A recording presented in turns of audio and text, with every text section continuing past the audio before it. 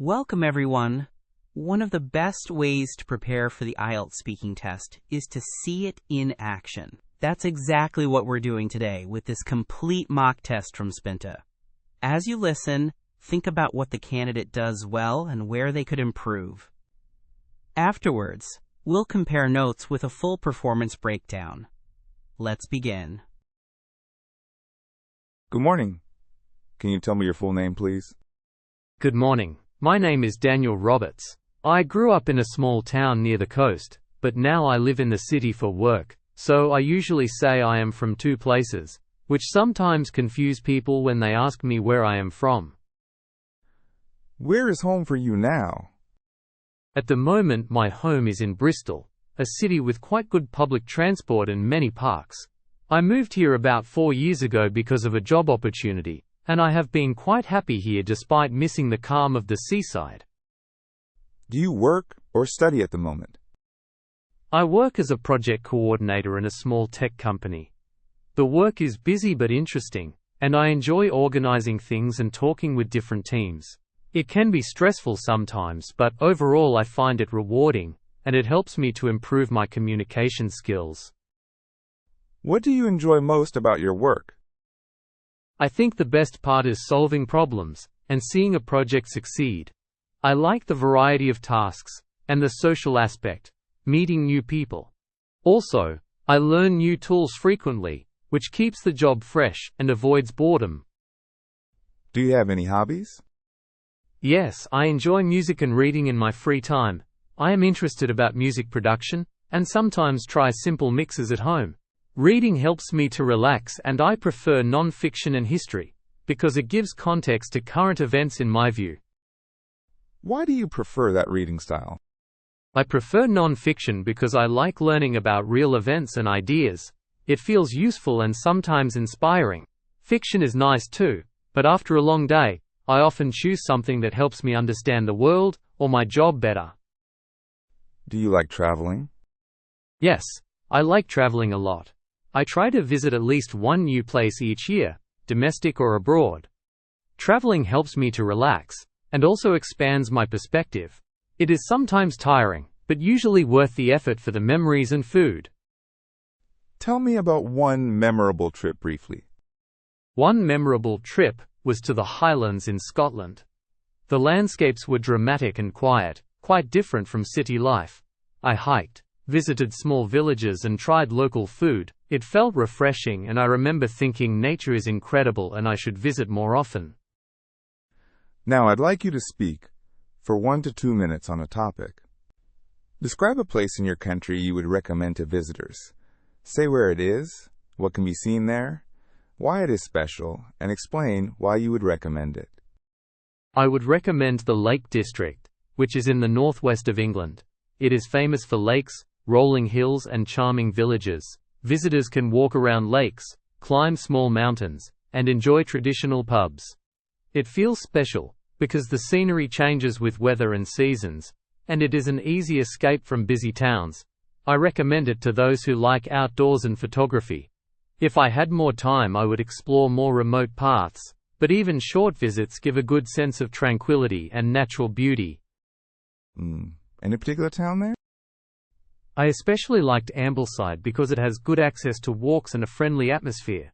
It is small but lively, with cafes and bookshops, which was perfect for relaxing after a long walk by the lake. Let's move on to more general questions. How do you think travel has changed in the last 20 years? Travel has become more accessible and faster because of budget airlines and online booking. Social media also influences choices, with people seeking Instagrammable spots. However, this has downside like overcrowding and environmental impact. People travel more but perhaps less deeply. Sometimes trips are planned quickly without much research. Do you think local people always benefit from tourism? Not always. Tourism can bring money but also raise prices and change community life. In some places, locals welcome tourists because of jobs and income. In other places, traditions are diluted, or housing becomes unaffordable. The balance depends on management and how tourism is planned. What can governments do to manage tourism better? Governments should plan sustainable policies, like limiting visitor numbers in fragile sites, investing in infrastructure, and supporting local businesses. Education campaigns about respectful behavior are useful too. Ideally, policies should protect culture while allowing economic benefits, which needs careful consultation with communities. How important is culture when someone chooses a travel destination? Culture is often very important. Many travelers seek authentic experiences, local food, music, and history. For me, culture can transform a trip, making it memorable. But some travelers prefer relaxation over culture, so choices vary, and destinations must cater to different tastes. Do you think people learn more from travel now than before? I think the potential to learn is greater because of information access. But it depends on effort. If someone tries to understand local context and history, they learn a lot. If they only take pictures and stay in tourist zones, the learning is limited. Personal curiosity matters most. Some travelers miss opportunities. Why is that? Sometimes people miss opportunities because of poor planning or fear of trying new things. I remember one time I did not join a cultural festival because I thought it would be crowded. If I would have known, I would went there and probably had a better experience. If I had known, I would have gone and enjoyed it. Right. One final question, please. Do you think technology will change future travel experiences? Yes, technology will continue to change travel through personalized recommendations, virtual reality previews, and smarter transport. This can make planning easier and trips more efficient.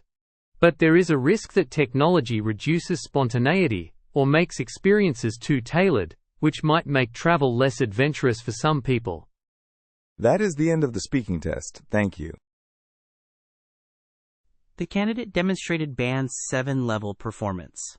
Specific errors included saying I am interested about music instead of I am interested in music, and saying, if I would have known, I would went there instead of, if I had known, I would have gone there, and occasionally omitting articles as in nature is incredible instead of the nature is incredible or nature is incredible depending on context. These errors were infrequent and mainly appeared when using complex structures. They did not prevent understanding.